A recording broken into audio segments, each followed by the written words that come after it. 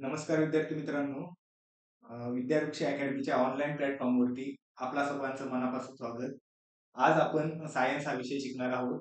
Science या विषयामध्ये पाठीमागच्या लेक्चरमध्ये आपण सेल म्हणजेच पेशी याविषयी माहिती घेतली होती. त्यामध्ये आपण पेशीचे प्रकार म्हणजे आपण त्यामध्ये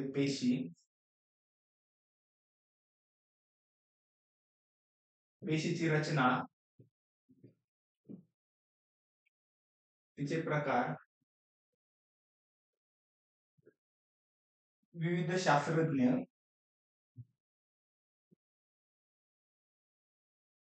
त्यांनी मांडलेल्या थिअरी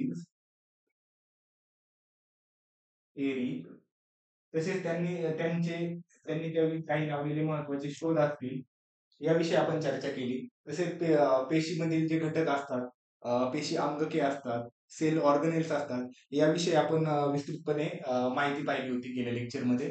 आता आपण आजच्या लेक्चरमध्ये पाहणार आहोत ऊती आणि ऊतींचे प्रकार म्हणजे टिश्यू आणि टिश्यूचे टाईप. आता तुम्हाला माहिती असेल की सेलला काय म्हणतात? सेलला शरीराचे रचनात्मक आणि कार्यात्मक युनिट म्हणतात. रचनात्मक व कार्यात्मक युनिट म्हणतात.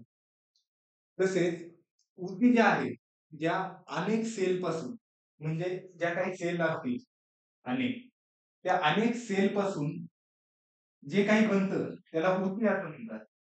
म्हणजे अनेक अनेक सेल आहेत, त्यांच्यापासून त्या एकत्र आल्या, त्यांचं समान कार्य असणाऱ्या सेल एकत्र येऊन जे युनिट बनतं त्याला ऊती असे म्हणतात. त्याला इंग्लिशमध्ये टिश्यू म्हणतात. आता समान रचना व समान कार्य करणाऱ्या पेशींच्या समूहाला ऊती असे म्हणतात. ही याची सिंपल डेफिनेशन आहे. आता आपण ऊती पाहत असताना त्यांचे टाईप पाहणार आहोत. त्या शरीराच्या कोणत्या भागात आढळतात, त्यांचे कार्य काय आहे, याच्यावरती आयोग नेहमी प्रश्न विचारतं. म्हणजे ऊती विचारतात ते शरीराच्या कोणत्या भागात आहे, म्हणजे त्याचं प्रमुख कार्य कोणतं आहे, याच्या याच्या आधारित प्रश्नाचं सोपं असतं. आणि जर ते आपल्याला व्यवस्थितपणे कळलं तर आपण उत्तरापर्यंत जाऊ शकतो. आता आपण पाहूयात की आपण पाहिलं होतं की सेलच्या सेल विषयी जे शास्त्र आहे, अभ्यास करणारे जे शास्त्र आहे त्याला सायटॉलॉजी. आणि जो टिश्यू आहे, या टिश्यू विषयी जे अभ्यास करणारे शास्त्र आहे त्याला हिस्टॉलॉजी असं म्हणतात. हे लक्षात ठेवायचं, हिस्टॉलॉजी. आता सेलचा शोध तुम्हाला माहिती आहे की रॉबर्ट हुक या शास्त्रज्ञाने लावला. तसंच जे टिश्यू आहे, टिश्यू ही संकल्पना कोणी मांडली असेल तर ती पिचट या शास्त्रज्ञाने मांडली. टिश्यू ही संकल्पना बिचट किंवा बायचट या शास्त्रज्ञाने मांडली. आणि हिस्टॉलॉजी हिस्टॉलॉजी ही संकल्पना आहे ना मित्रांनो, ती मांडलेली आहे मेयर यांनी. मेयर नावाच्या सायंटिस्टने हिस्टॉलॉजी ही संकल्पना मांडली. आता इथं लक्षात ठेवायचे आपल्याला की सेलचा अभ्यास करणाऱ्या शास्त्राला सायटॉलॉजी म्हणतात आणि टिश्यूचा अभ्यास करणाऱ्या शास्त्राला हिस्टॉलॉजी असं म्हणतात. ही गोष्ट कळली बरोबर? आपण आता थोडं थिकनेस वाढवूया. ओके. टिश्यूचा अभ्यास करणाऱ्या शास्त्राला हिस्टॉलॉजी असं म्हणतात. हा पॉइंट इथे लक्षात ठेवायचा. आता आपण पाहूयात की जे टिश्यू आहे, एक मिनिट. ओके. पाहिलं की सेल हे शरीराचं फंडामेंटल युनिट आहे. त्या सेल पासून अनेक समान कार्य करणाऱ्या सेल पासून काय बनतं तर टिश्यू बनते. आणि या अनेक टिश्यूपासून एक ऑर्गन बनतो ज्याला आपण अवयव असे म्हणतो. आणि अनेक ऑर्गन मिळून एक ऑर्गन सिस्टीम बनते. त्याला अवयव संस्था म्हणतात. आणि अशा अनेक सिस्टीम मिळून हा सजीव प्राणी बनलेला असतो. मग त्या सजीव प्राण्यामध्ये वनस्पती येतात, प्राणी देखील येतात. जर थोडक्यात आपण विचार केला तर आपल्याला माहिती आहे की आता श्वसन संस्था, ही श्वसन संस्था आपले त्याच्यामध्ये काय काय अवयव कोणते कोणते असतात, अगदी नाकापासून लॅरिंक्स, फॅरिंक्स किंवा से वगैरे हे ऑर्गन, फुफ्फुसासारखे ऑर्गन कशात येतात तर श्वसन संस्थेमध्ये येतात. ज्या फुफ्फुसात असणाऱ्या ज्या विविध टिश्यू आहेत त्यांच्यापासून फुफ्फुसाची निर्मिती झालेली असते. ज्या फुफ्फुसामध्ये असणाऱ्या टिश्यू आहेत त्या विविध सेल्स पासून बनलेल्या असतात. म्हणजे आपण कोणताही सजीव घेतला तर तो पेशी, त्याचं फंडामेंटल युनिट तुम्हाला माहिती आहे की पेशी आहे. अनेक पेशी, समान कार्य आणि रचना असलेल्या पेशींपासून काय बनतं तर ऊतींची निर्मिती होते. अनेक ऊती, समान कार्य करणाऱ्या ऊतींपासून काय अवयवाची निर्मिती, आणि अनेक अवयवांपासून अवयव संस्था, आणि अशा अनेक अवयव संस्थांपासून त्याची पूर्ण, त्याचं जे एकत्र केलं तर सजीवाची निर्मिती होते. हा चार्ट इथे लक्षात ठेवायचा आहे. आता आपण पुढची स्लाइड पाहूयात.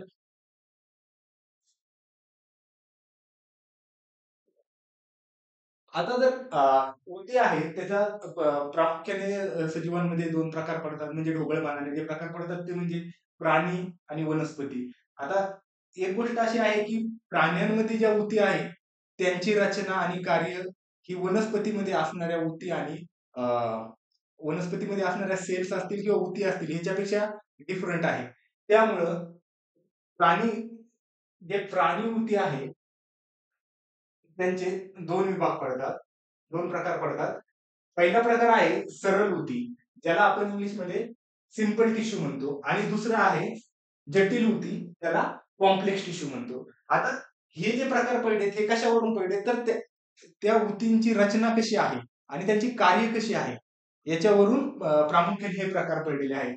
म्हणजे कोणती टिश्यू असेल तिचं प्रकार कशावरून पडणार तर तिची रचना कशी आहे, पुन्हा ती त्या सजीवामध्ये कोणत्या प्रकारचं कार्य करते, बरोबर, यांच्यावरून या ऊतींचे प्रमुख प्रकार पडतात.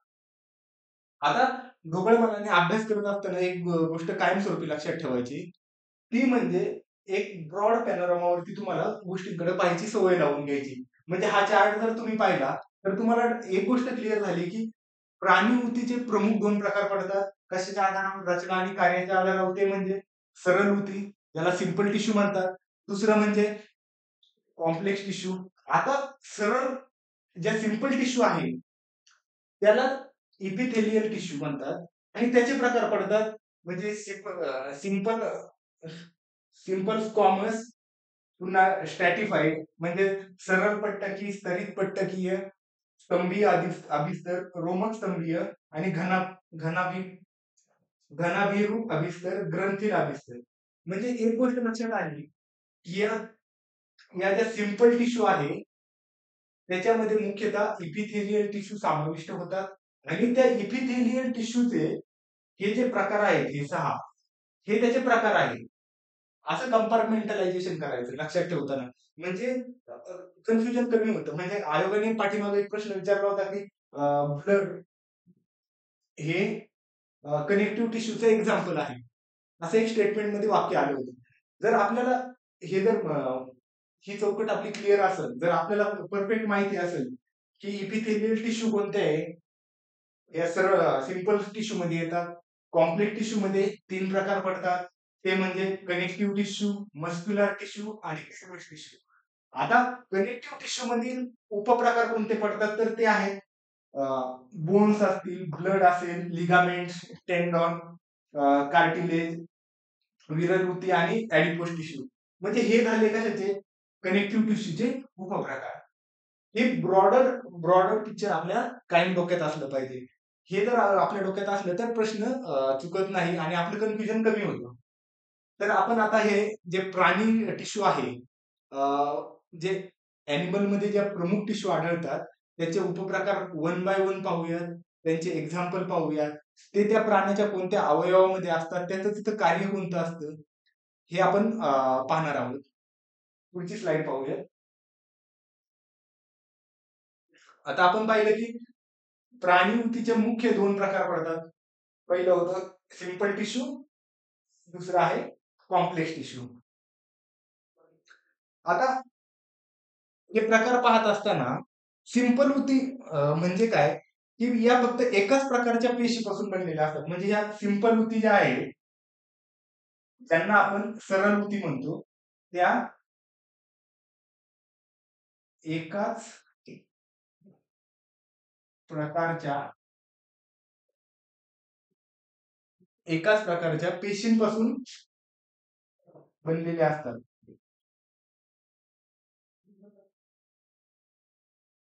एकाच प्रकारच्या पेशींपासून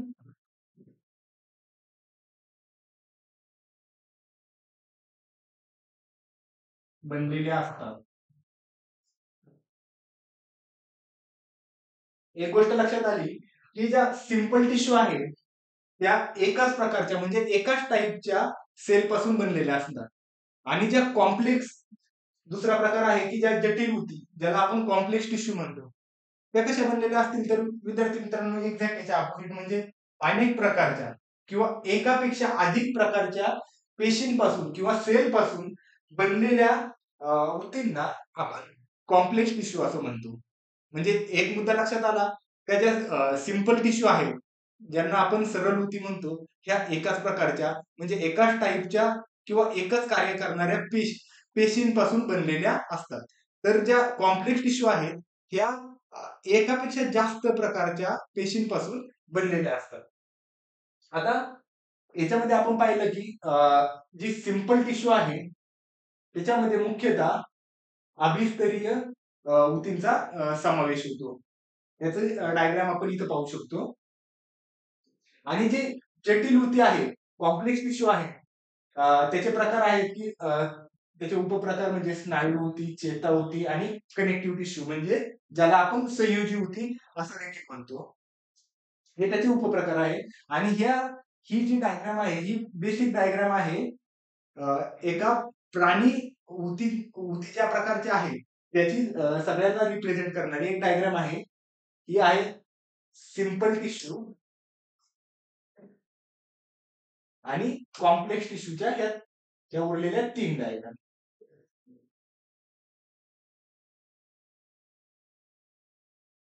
हे लक्षात घ्या. आता आपण पुढची स्लाइड पाहूया.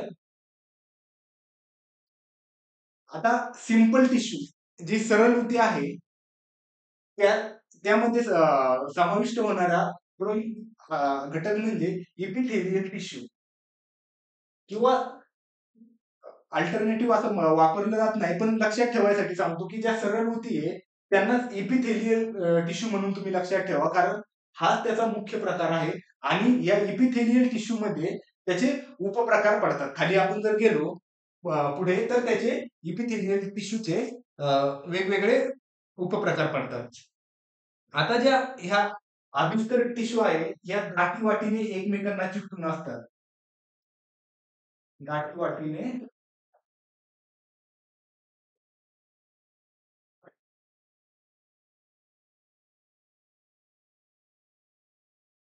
एकमेकांना चिकटून असतात.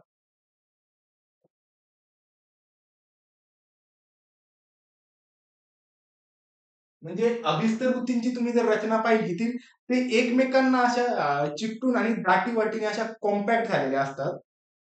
आणि तशा त्या कॉम्पॅक्ट झाल्यामुळे काय होतं, त्यांचा एक स्तर तयार होतो. त्यांचा एक स्तर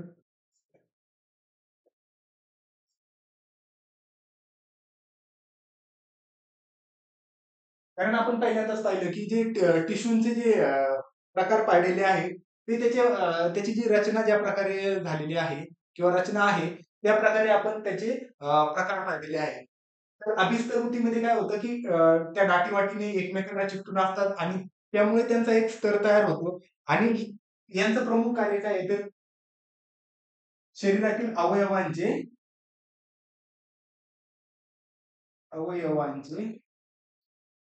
संरक्षण करणे.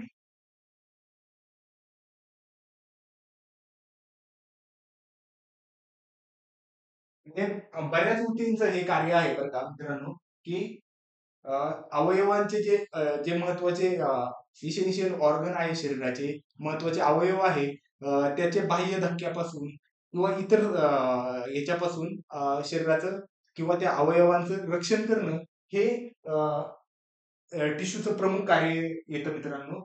आता इपिथेलियम टिश्यू पाहिले आपण, तर या साधारणतः त्वचा, तोंडाचे आतील स्तर आणि रक्तवाहिन्यांचे स्तर. आता तुम्ही पाहिले की त्यांची रचना एकमेकांना चिकटून असते, त्यांचा स्तर तयार होतो आणि ते कुठे आढळतात? आता त्या कुठे आढळतात तर त्वचा, रक्तवाहिन्यांचे स्तर.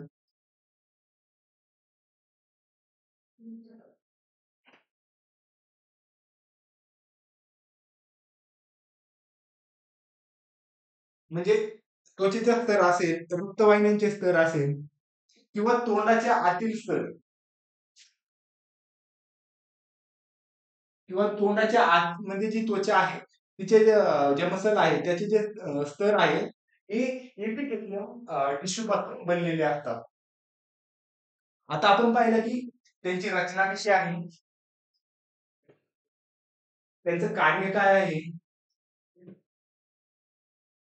आणि ते कुठे आढळतात.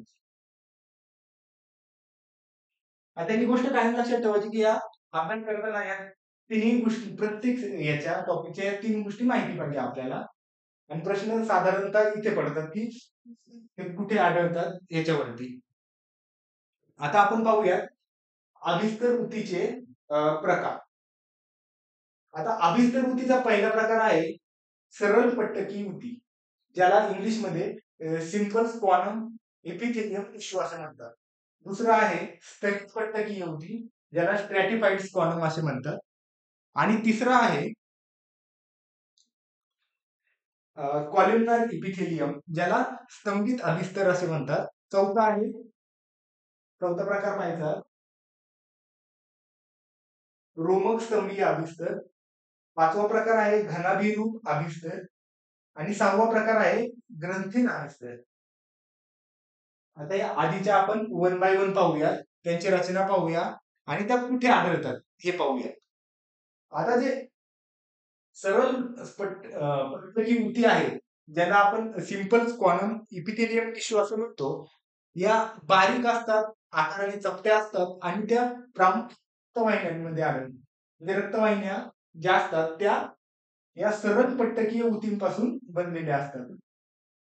रक्तवाहिन्या.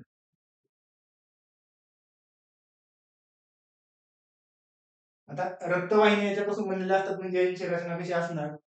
लांबट असणार, बरोबर, बारीक असणार आणि चपट्या असणार. आता पुढच्या ज्या आहेत स्तरित पट्टकी ऊती किंवा त्याला स्ट्रॅटिफाईड स्क्वॅनम असे म्हणतात. या पेशी एकावर एक असे थर बनलेले असतात. म्हणजे असे एक थर झाला, दुसरा थर, असे एकावरती एक असे थर बनवून जे तयार झालेले असतात त्याला स्तरित पट्टकी इपिथेलियम टिश्यू असं म्हणतात. आता या प्रामुख्याने कुठे आढळतात तर त्वचेमध्ये. म्हणजे त्वचा कशापासून बनलेली असते असं विचारलं तर स्तरित पट्टकीय ऊती यांच्यामध्ये म्हणजे यांच्यापासून त्वचेची निर्मिती झालेली असते आणि या त्वचेच्या बाह्य भागात आढळतात. तसेच म्हणजे त्वचेच्या बाह्य भागात आढळतात म्हणजे त्यांचं प्रमुख कार्य काय असणार तर संरक्षण करणार त्वचेचं, त्वचेची झीज भरून काढतात. म्हणजे स्तरित पट्टकी ऊती त्यांची रचना एकावर एक थर अशी लक्षात ठेवा. आणि ते मुख्यतः कुठे आढळतात तर त्वचा. आणि तिसरे आहे स्तंभीय अभिस्तर, त्याला कॉलमनार इपिथेलियम टिश्यू असं म्हणतात. या आतड्यामध्ये आढळतात.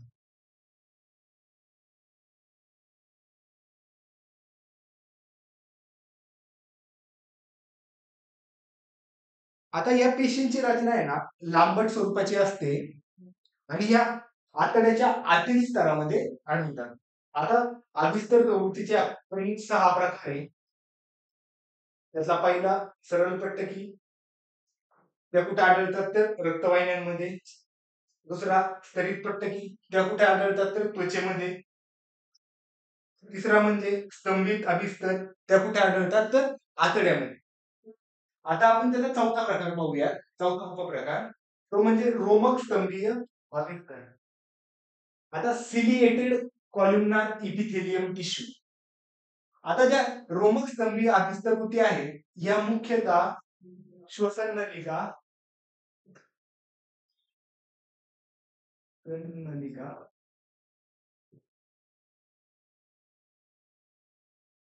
श्वसन नलिकेमध्ये आढळतात.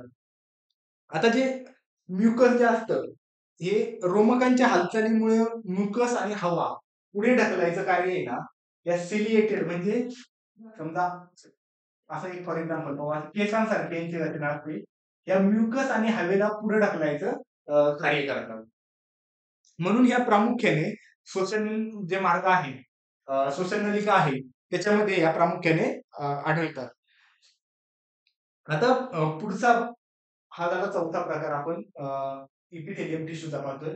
हा पाचवा प्रकार घनाभिरूप अभिस्तर, ज्याला क्युबॉइडल इपिथेलियम टिश्यू असं म्हणतात. आता जे ह्या क्युबॉइडल इपिथेलियम टिश्यू आहे या प्रामुख्याने किडनीमध्ये आढळतात. किडनी. आता ज्या क्युबॉइडल इपिथेलियम टिश्यू आहे या किडनीमध्ये तसेच लाळ ग्रंथी,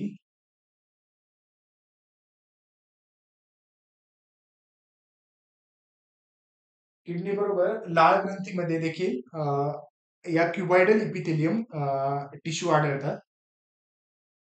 आता पाचवा म्हणजे सहावा प्रकार आहे ग्रंथील अभिस्तर, ज्याला ग्लँड्युलर इपिथेलियम टिश्यू असं म्हणतात.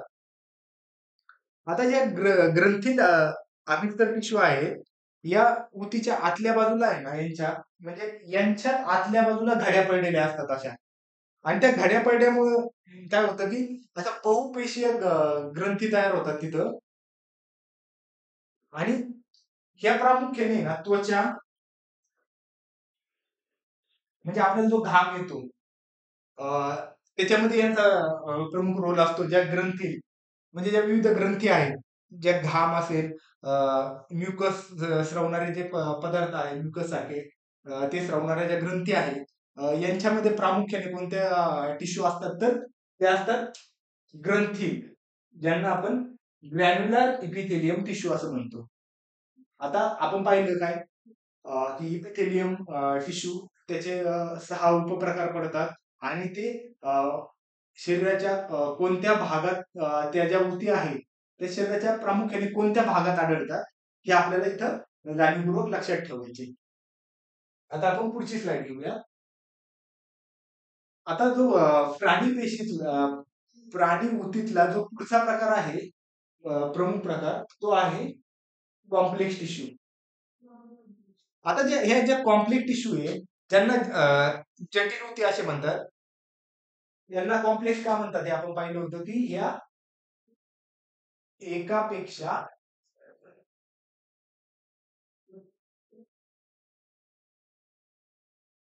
अधिक प्रकारच्या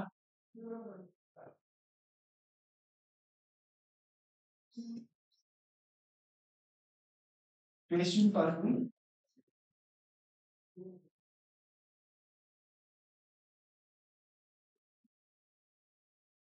बनलेल्या असतात.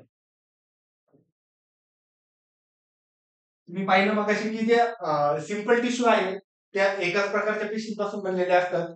आणि ज्या कॉम्प्लेक्स टिश्यू आहेत त्या एकापेक्षा जास्त, वन प्लस म्हणजे एकापेक्षा जास्त किंवा अनेक प्रकारच्या पेशींपासून बनलेल्या असतात. आता त्यातला पहिला उपप्रकार आहे कॉम्प्लेक्स टिश्यूचा, तो आहे संयोजी ऊती. हा अतिशय इम्पॉर्टंट म्हणजे प्रश्न इथं बहुधा पडतो,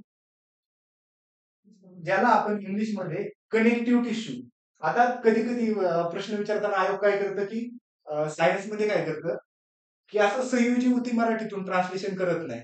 तर यालाच कनेक्टिव्ह टिश्यू म्हणजे असं कनेक्टिव्ह टिश्यू अशा प्रकारचं Google ट्रान्सलेशन झालेलं असतं. जर त्यामुळं सायन्सचा अभ्यास करत असताना अपेक्षित हे आहे की जे कीवर्ड्स आहेत किंवा जे इम्पोर्टंट महत्त्वाचे पॉइंट्स आहेत किंवा प्रकार आहेत, याची नावं आपण मराठी बरोबरच आहे ना, इंग्लिशमधून देखील लक्षात ठेवायची. त्यांचं स्पेलिंग वगैरे अगदी लक्षात नसलं तरी चालतं. काही हरकत नाही. तुम्हाला असं जरी लक्षात असलं ना, कनेक्टिव्ह टिश्यू ओके. आपल्याला कळून जातं की बाबा कनेक्टिव्ह टिश्यूलाच काय म्हणतात? संयोजी ऊती असं म्हणतात. आता ह्या संयोजी ऊती आहे ना, ह्या मॅट्रिक्स म्हणजे संयोजी ऊती या आधारकामध्ये म्हणजे मॅट्रिक्समध्ये अशा फिक्स झालेल्या असतात आणि हे मॅट्रिक्स म्हणजे काय असतं की जेली टाईप पदार्थ असतो, ज्याला मॅट्रिक्स म्हणतात. हे पुढे आपण म्हणजे आता सांगतो की त्या कनेक्टिव्ह टिश्यूचा उपप्रकार एक आहे की बोन्स. बोन्स या म्हणजे सॉलिड मॅट्रिक्स मध्ये फिक्स झालेलं असतं. म्हणजे जे तुम्हाला माहिती आहे की बोन्स कशापासून बनलेले असतात? कॅल्शियम, फॉस्फरस पासून बनलेले असतात आणि त्या कॅल्शियम, फॉस्फरसच्या मॅट्रिक्समध्ये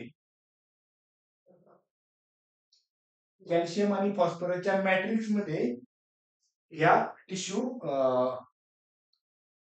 घट्ट रुतलेल्या असतात किंवा बनलेल्या असतात. आता आपण काय पाहतोय की कनेक्टिव्ह टिश्यू. ओके, एक मिनिट. हा, एकच मिनिट हा मित्रांनो.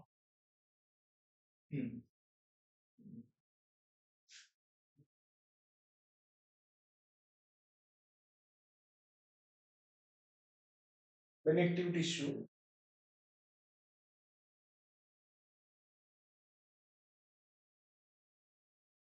टिश्यू पाहिल्या एकापेक्षा अधिक प्रकारच्या पेशींपासून बनलेल्या असतात. त्यातला प्रमुख उपप्रकार आहे कॉम्प्लेक्स टिश्यू मधला तो कनेक्टिव्ह टिश्यू आणि त्याच्यातले संयोजी ऊतीतले उपप्रकार आहेत ते म्हणजे अस्थी असतील ज्याला आपण बोन म्हणतो.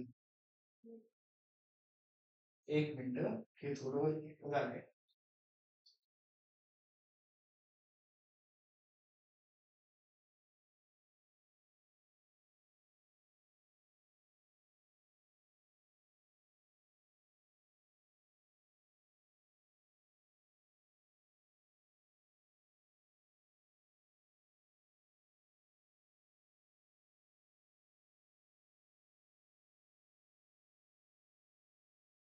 कनेक्टिव्ह टिश्यूचा पहिला प्रकार पाहिला, कनेक्टिव्ह टिश्यू मधला पहिला उपप्रकार पाहिला तो म्हणजे बोन. पहिला कोणता होता? बोन. त्याला हाडे म्हणतो आपण. त्यांची रचना तुम्हाला माहिती आहे हाडांचं प्रमुख कार्य काय आहे तर शरीराला आधार देणं. बरोबर. आपले जे इसेन्शियल ऑर्गन असतील त्यांचं संरक्षण करणं. म्हणजे आपण कवटी हे एक हाड आहे तर ते त्याचं प्रमुख कार्य काय आहे तर मेंदूचं संरक्षण करणं. म्हणजे जर मेंदूला काही इजा होऊ नये, त्याचं संरक्षण बाहेर जो आघात होईल त्याच्यापासून मेंदूचं संरक्षण करणं हे कवटीचं प्रमुख कार्य आहे. तसं प्रत्येक बोनचं शरीराला आधार देणं, शरीराचं संरक्षण करणं हे बोनचे प्रमुख कार्य आहे. तसंच बोन काय करतं की स्नायूंना घट्ट पकडून ठेवतं. स्नायूंना घट्ट पकडून ठेवायचं कार्य करतं. आता पुढचा प्रकार आहे कनेक्टिव्ह टिश्यूचा दुसरा म्हणजे तो म्हणजे ब्लड. आता हे लक्षात येत नाही का ब्लड ह्या देखील ऊती आहेत. आता तुम्हाला माहिती असेल की ब्लड मध्ये ऊती कशाला म्हणतो आपण तर अनेक समान कार्य करणाऱ्या सेल पासून ऊतींची निर्मिती होते. आता ब्लड जर पाहिलं तर तुम्ही ऐकलं असेल की ब्लड मध्ये काय असतं? हे कॉमन माहिती WBC, RBC, प्लेटलेट्स, प्लेटलेट्स इत्यादी घटक ब्लड मध्ये रक्तामध्ये येतात. ज्याला ज्याला रक्तद्रव्य प्लाझ्मा देखील त्याच्यामध्ये येतं. आणि म्हणजे प्लेटलेट्स त्या व्हाईट ब्लड सेल्स म्हणजे पांढऱ्या पेशींपासून, लाल पेशींपासून, प्लेटलेट्स पासून, ज्या अनेक पेशींपासून जे बनतं त्याला आपण ऊती म्हणतो. आणि त्या पेशींपासून काय बनतं, ते ब्लड बनतं. आणि त्या ब्लडला ब्लड कशाच्या अंतर्गत येतं, तर कनेक्टिव्ह टिश्यूच्या अंतर्गत येतं. हे या ठिकाणी लक्षात ठेवायचं. आता पुढचं आहे लिगामेंट्स.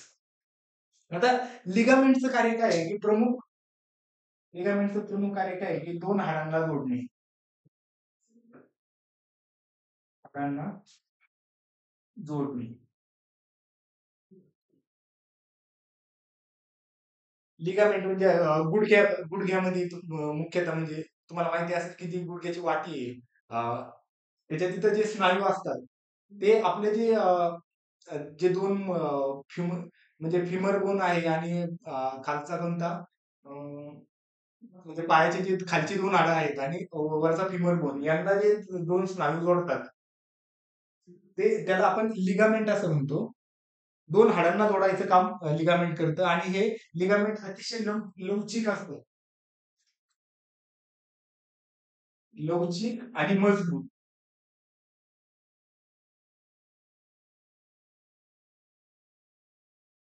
म्हणजे जे अस्थिबंध जे आहेत ते लवचिक देखील असतात आणि मजबूत देखील असतात. आता याचं कारण बेस्ट एक्झाम्पल आहे गुडघ्या कारण. आता जर कनेक्टिव्ह टिश्यूचा पुढचा प्रमुख उपप्रकार आहे तो म्हणजे टेंडॉन्स, ज्याला आपण स्नायुरज्जू असे म्हणतात. आता हे जे स्नायू असतात त्यांना हाडांशी जोडतात. स्नायूंना हाडांशी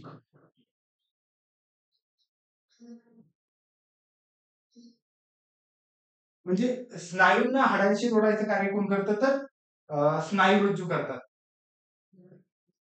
स्नायुरज्जू हे कनेक्टिव्ह टिश्यू आहे जे की स्नायूंना हाडांशी जोडण्याचं कार्य करतात. आता पुढचं आहे कार्टिलेज, ज्याला कास्ती असं देखील म्हणतात मराठीमधून. आणि हे हे कास्ती जे असतात ना त्या सांध्यामध्ये आढळतात. जे विविध सांधे आहेत शरीराचे, त्या सांध्यांच्या ठिकाणी नरमपणा आणायचं कार्य आहे ना कार्टिलेज करत असतात. आणि या पेशी ना नाक, कान, श्वसन नलिका तसेच स्वरयंत्र जे आहेत, नाक, कान, स्वरयंत्र यांच्या ज्या पोकळ्या आहेत त्याच्यामध्ये देखील या ऊती आढळतात. आता कनेक्टिव्ह टिश्यूचा पुढचा 6वा प्रकार आहे, उपप्रकार, तो म्हणजे विरळ ऊती. त्याला एरुलर टिश्यू असं देखील म्हणतात. आता ज्या एरुलर टिश्यू आहेत या त्वचा स्नायू यांच्या दरम्यान असतात. म्हणजे त्वचेच्या स्नायूच्या दरम्यान असतात. रक्तवाहिन्यांच्या भोवताली अ, या ऊतींची निर्मिती झालेली असते आणि प्रामुख्याने या ऊती आढळत असतात. तसेच चेतातंतू असेल, अस्थिमज्जा असेल, यामध्ये देखील या ऊती आढळतात. आता आपण पुढची स्लाईड पाहूया. आता ज्या कॉम्प्लेक्स टिश्यू आहे त्यातला दुसरा प्रमुख प्रकार तो म्हणजे मस्क्युलर टिश्यू, ज्याला आपण स्नायू स्नायू टिश्यू किंवा स्नायू ऊती असं म्हणतो. आता ज्या या स्नायू ऊती आहे या स्नायूंच्या लांब पेशींपासून बनलेल्या असतात. बरोबर. या कशापासून बनलेल्या असतात, तर मुख्यतः स्नायूंमध्ये आढळतात. आणि स्नायूंच्या लांब पेशींपासून या स्नायू टिश्यूंची किंवा स्नायू ऊतींची निर्मिती झालेली असते. आता मस्क्युलर टिश्यूचा जे प्रमुख उपप्रकार पडतात, पहिला आहे म्हणजे ऐच्छिक स्नायू, ज्याला व्हॉलेंटरीली मसल. आणि दुसरे आहे अनैच्छिक किंवा इनव्हॉलेंटरी मसल. आता तुम्हाला माहिती असेल की ऐच्छिक स्नायू आणि अनैच्छिक स्नायू आपल्या शरीरात म्हणजे काही ज्या क्रिया घडत असतात त्यातले काही ऐच्छिक असतात, काही अनैच्छिक असतात. म्हणजे हात हलवणे, पाय हलवणे, चालणे, बोलणे या आहेत ऐच्छिक क्रिया. आपल्या इच्छेने आपण करतो. आणि जे अनैच्छिक क्रिया आहेत म्हणजे आपण श्वास घेतो, आपल्या शरीरात जे चयापचय होतं, खाल्लेल्या अन्नाचं पचन होणे, या ज्या क्रिया आहेत किंवा रक्तवाहिन्या मध्ये रक्त वाहणे, या ज्या क्रिया आहेत या अनैच्छिक किंवा इनव्हॉलंटरी मुवमेंट्स असतात. आणि हे जे कार्य करणाऱ्या ज्या ऐच्छिक कार्य करणारे जे स्नायू आहेत त्यांना आपण व्हॉलंटरी मसल म्हणतो, आणि अनैच्छिक कार्य करणाऱ्या ज्या स्नायू आहेत त्यांना इनव्हॉलंटरी किंवा अनैच्छिक स्नायू असं म्हणतो आपण. आता ज्या ऐच्छिक स्नायू आहेत हे मुख्यतः कोनशी जोडलेले असतात. म्हणजे हात वगैरे जे आपले जे अवयव आहेत ज्यांच्याद्वारे एखादा सजीव हालचाल करतो, मग ते अवयव मुख्यतः तुम्हाला माहिती की जे हाडांपासून बनलेले असतात आणि त्या हाडांना स्नायूंनी घट्ट त्यांचं आवरण असतं आणि त्यांच्या माध्यमातून त्या अवयवाची हालचाल त्या स्नायूंच्या माध्यमातून ऐच्छिकरित्या घडवली जाते. त्या ती कशाच्या माध्यमातून घडवली जाते? ते व्हॉलंटरी मसलच्या माध्यमातून त्या ठिकाणी हालचाल घडली जाते. आता जी स्नायुयुक्ती आहे त्यातला दुसरा आहे अनैच्छिक किंवा इनव्हॉलंटरी मसल. जे अनैच्छिक क्रिया आहेत त्या या मसलच्या माध्यमातून त्या ठिकाणी परफॉर्म केले जातात. आता तिसरा प्रकार त्यातला तिसरा उपप्रकार इथं राहिलाय थोडा. तिसरा आहे तो म्हणजे नर्वस टिश्यू किंवा चेतापेशी.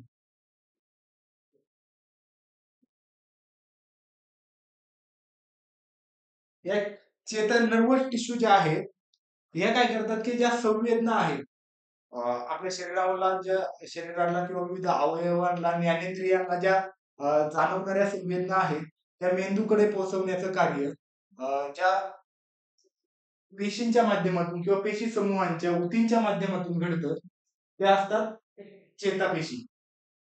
हा मस्क्युलर टिश्यूचा उपप्रकार आहे. म्हणजे आपण पाहिलं की कॉम्प्लेक्स टिश्यू त्यातले प्रमुख 3 उपप्रकार. पहिला म्हणजे कोणता? कॉम्प्लेक्स टिश्यू मधला पहिला उपप्रकार आपण पाहिला, एक मिनिट. जे कॉम्प्लेक्स टिश्यू आहे त्यातला पहिला प्रकार पाहिला आपण कनेक्टिव्ह टिश्यू. दुसरा उपप्रकार पाहतोय आपण मस्क्युलर टिश्यू पाहिला, आणि त्यातला तिसरा उपप्रकार आहे तो म्हणजे कॉम्प्लेक्स टिश्यूतला तो म्हणजे चेतापेशी. बरोबर.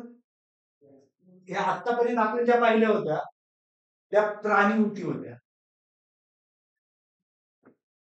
किंवा ऍनिमल टिश्यू होत्या. आता इथून पुढे पाहणार आहोत त्या आहेत वनस्पती ऊती किंवा प्लांट टिश्यू. बरोबर. आता ज्या प्लांट टिश्यू ज्या आहेत ना त्याचे प्रमुख असे 2 उपप्रकार पडतात.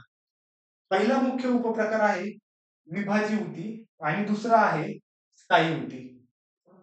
आता ज्या विभाजी ऊती आहेत त्याच्यामध्ये देखील 3 उपप्रकार पडतात जे की आपण पुढे पाहणार आहोत, आणि जे परमनंट टिश्यू आहेत ज्याला स्थायी ऊती म्हणतात त्याचे देखील उपप्रकार पडतात. आता जे विभाजी ऊती आहे त्याला मेरिस्टेमेटिक सेल असं म्हणतात. Meristematic tissue. विभाजी ऊतीला काय म्हणतात की मेरिस्टेमेटिक टिश्यू म्हणतात. आणि ही वनस्पतीमधील एकमेव ऊती आहे जी पेशी विभाजनाद्वारे नवीन पेशींची निर्मिती करते. विभाजी ऊती काय करते? पेशी विभाजनाच्या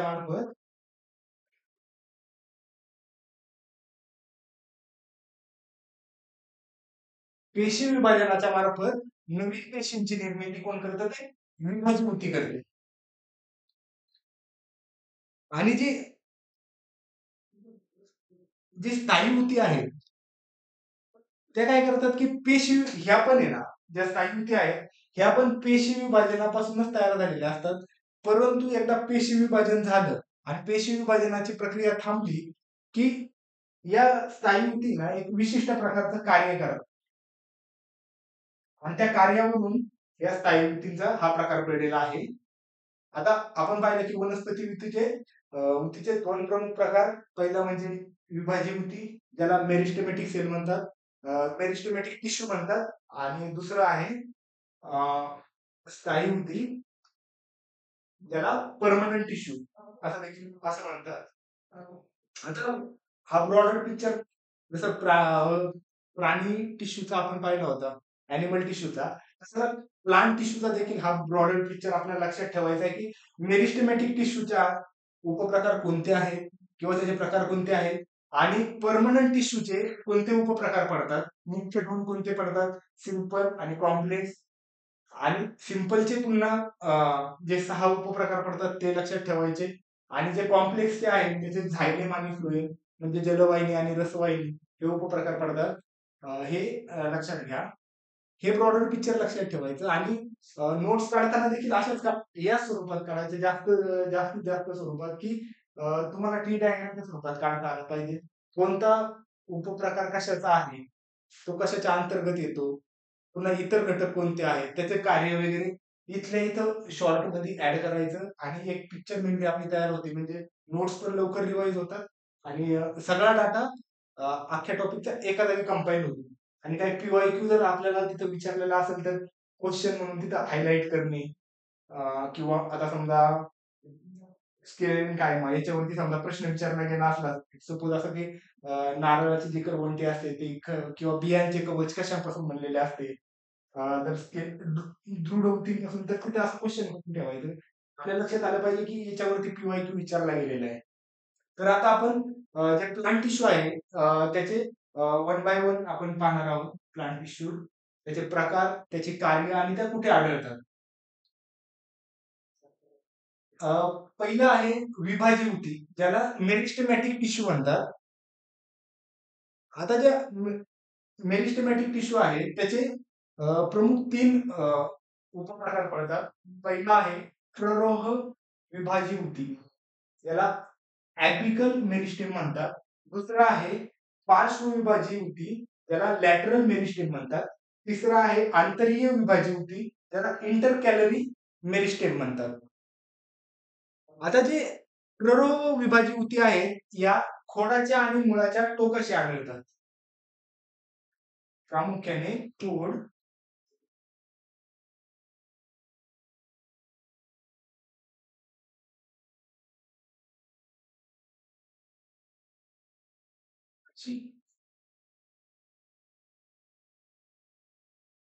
या ॲपिकल मेरिस्टेम आहे ना, खोड आणि मुळाच्या टोकाशी प्रामुख्याने आढळतात. ज्या लॅटरल मेरिस्टेम आहे, आता विभाजी ऊती तुम्हाला माहिती आहे की नवीन पेशींची निर्मिती करतात, वाढीमध्ये सहभागी असतात, वनस्पतींची वाढ करतात. आता ह्या कोणत्या बाजूची वाढ करतात तर टोकाकडे, म्हणजे मूळ असेल किंवा खोड असेल याच्या टोकाकडे वाढ करतात. ह्या ज्या पार्श्वविभाजी ऊती आहेत लॅटरल, या काय करणार, खोडाचा घेर वाढवणार, म्हणजे रुंदी वाढवणार, घेर वाढवणे, म्हणजे प्रामुख्याने जे मुळांचा खोडांचा घेर वाढवायचं कार्य लॅटरल मेरिस्टेम करतात. आणि आंतरीय विभाजीय ऊती ज्या inter inter calorie inter calorie meristem ज्या आहेत, ह्या काय करतात, या पानाच्या आणि फांद्याच्या तळाशी असतात. ह्या कुठे आढळतात,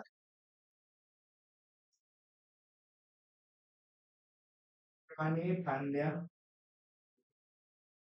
यांच्या तळाशी,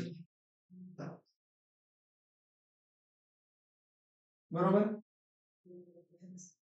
आंतरीय विभाजीय ऊती या पान कुठे आढळतात, वनस्पतीच्या कोणत्या भागात आढळतात हे माहिती असणं खूप महत्वाचं आहे.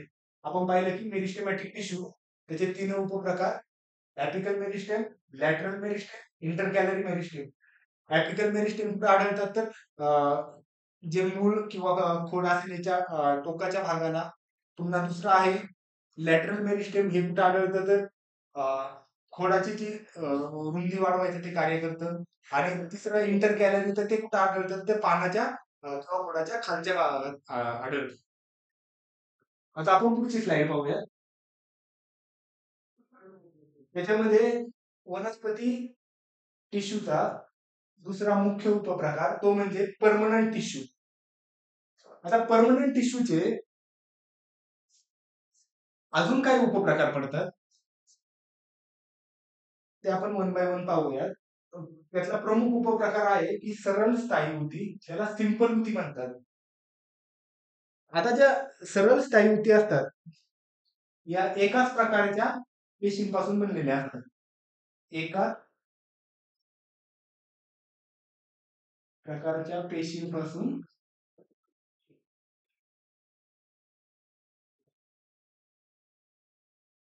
ज्या सरळ स्थायी ऊती आहेत, ज्या सिंपल परमनंट टिश्यू आहे, या एकाच प्रकारच्या पेशींपासून बनलेले असतात. आता त्याचे जे उपप्रकार आहेत ते आहे पॅरेनकायमा, क्लोरेनकायमा, तसेच एरेनकायमा म्हणजे त्याला वायुऊती म्हणतात, तुलकोन ऊती, दृढ ऊती, असे त्याचे जवळजवळ 6 उपप्रकार आहेत, जे की आपण आधीच्या चार्टमध्ये पाहिलेले आहे बघा.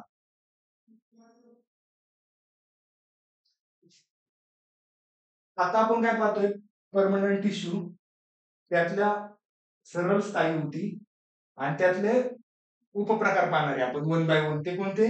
मूल ऊती, पॅरेनकायमा, हरित ऊती, क्लोरेनकायमा, वायू ऊती, एरेनकायमा, स्थूलकोन ऊती, क्लोरेनकायमा किंवा कोलेनकायमा, दृढ ऊती, स्क्लेरेनकायमा, पृष्ठभागीय ऊती किंवा त्याला सरफेस टिश्यू, हे 6 उपप्रकार पाहणार.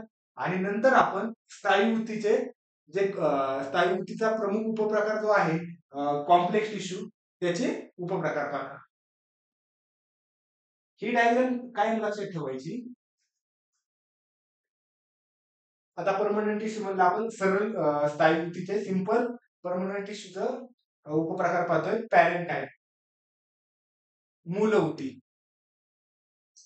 या हे जे ऊतींचे प्रकार आहे ना, हे कार्यानुसार पडतात. ती ऊती वनस्पतीमध्ये कोणतं कार्य करते ना, त्यानुसार यांचे प्रकार पडतात. आता या पॅरेनकायमा किंवा मूल ऊती आहेत, या जिवंत असतात. जिवंत पेशींपासून यांची निर्मिती झालेली असते. यांच्यामध्ये एक केंद्रक असतं, बरोबर. तसेच यांच्या पेशी भित्तिका या पातळ असतात. आता ऊतींच्या पेशीमध्ये जी मोकळी जागा असते किंवा ज्या पोकळ्या असतात, त्याच्यामध्ये या मूल ऊती आढळतात. आणि पॅरेनकायमाचं अजून एक प्रमुख कार्य कोणतं आहे, अन्नाची साठवण करणे.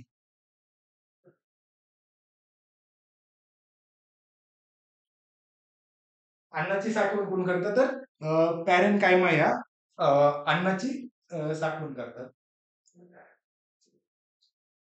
दुसरा प्रकार आहे तो म्हणजे क्लोरेनकायमा, ज्याला हरित ऊती असं म्हणतात.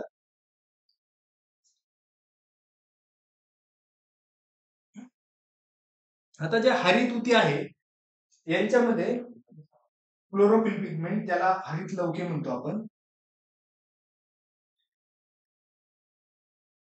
हरित लवके असतात, जे की वनस्पतीमध्ये अन्नाची निर्मिती करतात. सूर्यप्रकाशाच्या माध्यमातून, सूर्यप्रकाशाच्या सहकार्याने हे हरित लवके वनस्पतीमध्ये अन्नाची निर्मिती करतात. आता जे पुढचे आहे, पुढचा उपप्रकार आहे तो आहे एरेनकायमा, ज्याला वायुऊती म्हणतात. आता हे ज्या वायुऊती आहे ना, आता तुम्हाला माहिती असेल की कमळ वनस्पती किंवा जलपर्णी वनस्पती काय असते की जी पाण्याच्या वरती तरंगते, पाण्यावरती. ते तरंगण्यासाठी ना, म्हणजे तिच्या रचनेमध्ये किंवा पानांमध्ये वायुऊती असतात, ज्याला आपण एरेनकायमा म्हणतो. यांच्यामुळे काय होतं की त्या वनस्पती पाण्यावरती तरंगतात. म्हणून ज्या पाण्यावर तरंगणाऱ्या ज्या वनस्पती आहेत, जलीय वनस्पती आहेत, त्यांच्यामध्ये असणाऱ्या हलक्या पोकळ्यांमुळे ज्या पोकळ्या असतात त्यामध्ये वायुऊती असतात. या ज्या वायुऊती आहेत या जलीय वनस्पतीमध्ये असतात. जलीय वनस्पती. आता स्थूलकोन ऊती, ज्या स्थूलकोन ऊती आहेत या वनस्पतीमध्ये मुख्यतः पानांच्या देठामध्ये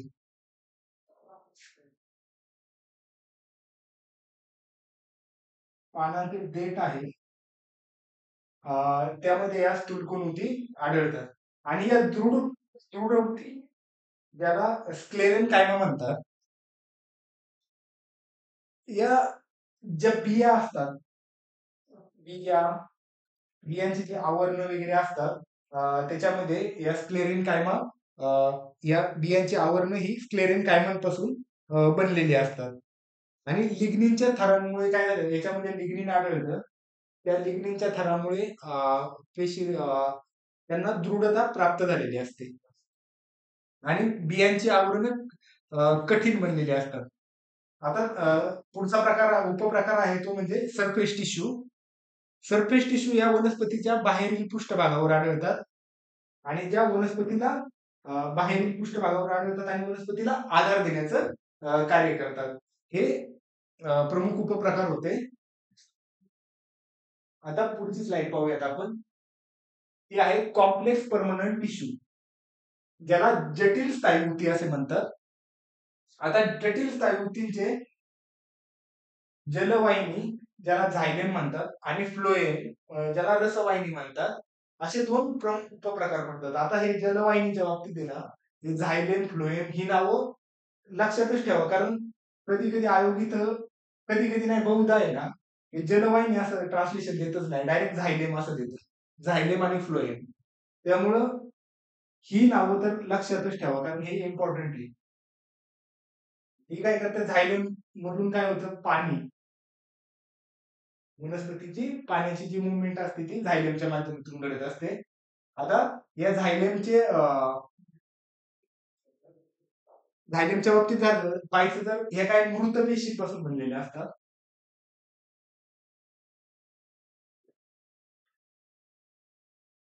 मृत पेशींपासून बनलेले असतात त्यांची रचना पोकळ असते त्याच्यामधून पाण्याची मुवमेंट होत असते आणि याच्या पेशी भित्तिका जाड असतात.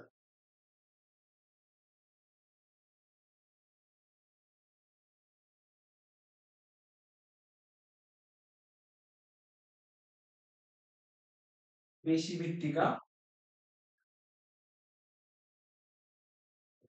जाड असतात बरोबर. आता त्याचे मुख्यत्वे खालील काही प्रकार पडतात ते म्हणजे वाहिनिका त्याला ट्रकाइड्स म्हणतात. वाहिन्या झायलेम वेसल जलवाहिनी होती ज्याला झायलेम पॅरेंकायमा आणि जलवाहिनी तंतू ज्याला झायलेम फायबर म्हणतात. हे जलवाहिनीचे किंवा झायलेमचे उपप्रकार पडतात. आता जे वाहिनिका आहे ना यांची रचना कशी या लांब असतात. यांच्यातून पाण्याची वाहतूक होत नाही म्हणजे वॉटर मुवमेंट याच्यातून घडत नाही परंतु या परिपक्व झाल्यावरती ना ह्या पोकळ बनतात आतून बरोबर आणि त्या पोकळ बनल्या की मग त्याच्यातून मात्र पाण्याची मुवमेंट होऊ शकते. आता ज्या वाहिन्या आहेत ज्याला झायलेम वेसल्स म्हणतो या वेसल्स या जसे आपल्या रक्तवाहिन्या आहेत ना रक्त वाहण्याचं कार्य करतात तसंच हे काय या झायलेम वेसल्स आहे ना वनस्पतीमध्ये आहे ना जे पाण्याचं मुवमेंट आहे पाणी वाहण्याचं कार्य आहे ना ह्या वाहिन्या करत असतात. आता ह्या वाहिन्या ज्या आहेत या वाहिनिकांपेक्षा रुंद असतात आणि नलिकामय असतात आणि पाणी आणि क्षारांचे वहन मुळांपासून पानांकडे किंवा मुळांपासून खोडांकडे असे वरच्या दिशेने या झायलेम वेसलच्या माध्यमातून घडत असतं. आता जलवाहिनी होती ज्याला झायलेम पॅरेंकायमा हे लक्षात ठेवा की ह्या झायलेम पॅरेंकायमा आहे ना या अन्न साठवण्याचं कार्य करतात. अन्न साठवणे म्हणजे हे वेगळं कार्य आहे म्हणजे आता तुम्हाला वाटत असेल की जलवाहिनी आहे आणि मग ते अन्न साठवायचं कार्य कसं करेल म्हणूनच हे लक्षात ठेवायचं की हे झायलेम पॅरेंकायमा आहे ना अन्न साठवण्याचं देखील कार्य करते आणि जलवाहिनी तंतू ज्याला झायलम फायबर आता फायबर काय करणार की एक रिजिडनेस देणार स्ट्रक्चर देणार मजबूती देणार म्हणजे खोडांना किंवा वनस्पतीला मजबूती द्यायचं काम काय काय करणार तर झायलेम फायबर त्या ठिकाणी करत असतं. आता जी जटिल स्थायू ऊती आहे किंवा कॉम्प्लेक्स परमनंट टिश्यू आहे त्याचा पुढचा प्रकार आहे तो म्हणजे फ्लोएम किंवा ज्याला रसवाहिनी रसवाहिनी असं म्हटलं जातं. आता या रसवाहिनीचे आहे ना उपप्रकार आहेत जी त्याच्या रचनेनुसार त्याची रचना कशी झालेली आहे त्यानुसार हे चार मुख्य उपप्रकार पडतात. चाळण नलिका ज्याला शिव्स ट्यूब म्हणतात. दुसरी आहे सहपेशी ज्याला कंपॅनियन सेल म्हणतात. तिसरी आहे रसवाहिनी तंतू ज्याला फ्लोएम फायबर म्हणतात. चौथी आहे रसवाहिनी मूलऊती ज्याला फ्लोएम पॅरेन्काइमा असं म्हटलं जातं. आता ज्या चाळण नलिका म्हणजे शिव्स ट्यूब त्याच्या नावावरूनच लक्षात येतं की त्यांची रचना ही चाळणीप्रमाणे अशी रचना झालेली असते. बरोबर आणि त्या नळीसारख्या लांब असतात सच्छिद्र पटल असतं त्यांचं आणि सच्छिद्र पटलातून आहे ना एका पेशीतील पदार्थांचे लगतच्या पेशींकडं म्हणजे ट्रान्समिशन होत असतं. कशामध्ये तर ह्या चाळण नलिकेमध्ये. दुसरी आहे सहपेशी ज्याला कंपॅनियन सेल म्हणतात. आता हे कंपॅनियन सेल जे आहेत कंपॅनियन लक्षात येत असतात ह्या कंपनी देतात म्हणजे ह्या चालन नलिकेच्या सोबती किंवा भोवताली ज्या पेशी असतात त्याला सहपेशी किंवा कंपॅनियन सेल असं म्हणतात. आणि तिसरं आहे रसवाहिनी तंतू किंवा फ्लोएम फायबर. आता ह्या मुख्यतः खोडात असतात. हे काय करतात वनस्पतीला किंवा खोडाला मजबूती देण्याचं कार्य फायबर म्हटलं की लक्षात ठेवायचं की मजबूती देण्याचं कार्य त्या ठिकाणी करत असतात आणि त्यांच्या पेशी त्या या जाड असतात आणि या मृत पेशींपासून प्रामुख्याने बनलेले असतात. रसवाहिनी मूल ऊती किंवा फ्लोएम पॅरेन्काइमा या जिवंत पेशी असतात. या मात्र त्या ठिकाणी जिवंत पेशी असतात आणि या कसं फ्लोएम फायबर मात्र मृत पेशी असतात. हा डिफरन्स इथे लक्षात ठेवा. आणि इतर सर्व प्रकारच्या पेशींना एकत्र ठेवण्याचे काम आहे ना या रसवाहिनी किंवा मूलऊती करत असतात. ज्यांना फ्लोएम पॅरेन्काइमा देखील असं म्हणतात. आता आपण म्हणजे टिश्यू हा चॅप्टर पाहिला म्हणजे ज्याच्यामध्ये काय काय पाहिलं आपण एक फास्ट रिकॅप घेऊ. आपण आता लेक्चरच्या शेवटी आलेलो आहे आणि दोन डायग्रामच्या माध्यमातून आपण हे पूर्ण पाहून घेऊयात की आपण आजच्या लेक्चर मध्ये काय काय पाहिले. एक ओझरती नजर टाकूया.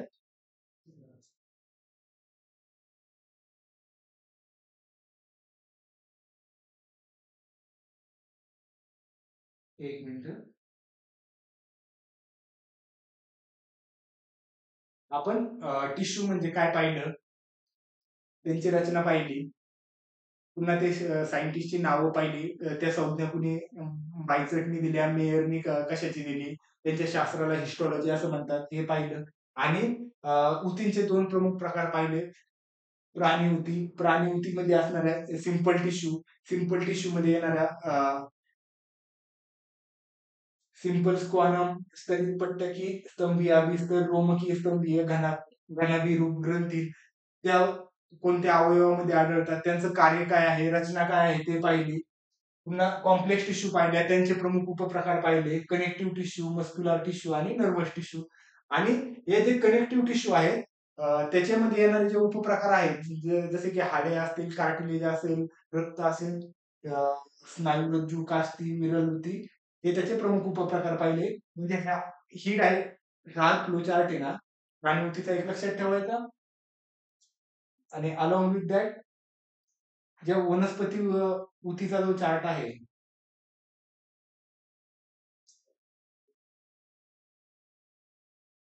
वनस्पती ऊतीचा एक मिनिट हा एक लक्षात ठेवायचा. म्हणजे प्लांट टिश्यू मध्ये जे प्रमुख जे प्रकार आहेत ते मेरिस्टेमॅटिक टिश्यू परमनंट टिश्यू मेरिस्टेमॅटिकचे प्ररोह पार्श्वविभाजी आणि आंतरीय विभाजी. मग प्ररोह टोकाच्या ठिकाणी आढळतं पार्श्वविभाजी रुंदी वाढवायचं कार्य करतं खोडाचं. आंतरीय विभाजी जे पानाच्या देठात किंवा पानाच्या खालच्या बाजूला आढळतं किंवा स्थायी ऊती ज्या परमनंट टिश्यू आहे ज्या आधी विभाजीय ऊतीपासूनच बनलेले असतात नंतर मात्र त्यांच्या कार्यानुसार त्यांची हे उपविभाग केलेले आहेत. त्याच्यामध्ये सिंपल किंवा त्याला सिंपल परमनंट टिश्यू म्हणतात. त्याचे हे 6 उपप्रकार आणि जे कॉम्प्लेक्स टिश्यू आहे, कॉम्प्लेक्स परमनंट टिश्यू त्याचे हे 2 उपप्रकार आणि मग झायलेम, फ्लोएम त्यांचे प्रमुख कार्य. हे या लेक्चरमध्ये आपण पाहिलं. या 2 डायग्राम लक्षात ठेवायच्या आणि वारंवार रिव्हिजन करायची. याच्या शॉर्ट नोट्स काढा, याच्यावरतीच नोट्स ऍड ऑन करा, त्यांची रचना, कार्य, जे बेसिक मुद्दे सांगितले ते आणि त्याच्यावर आयोगाने विचारलेले PYQ तिथं हायलाइट करा. हा विषय अगदी सोपा होऊन जाईल. तर मित्रांनो आपण इथे थांबूयात. धन्यवाद. Thank you very much.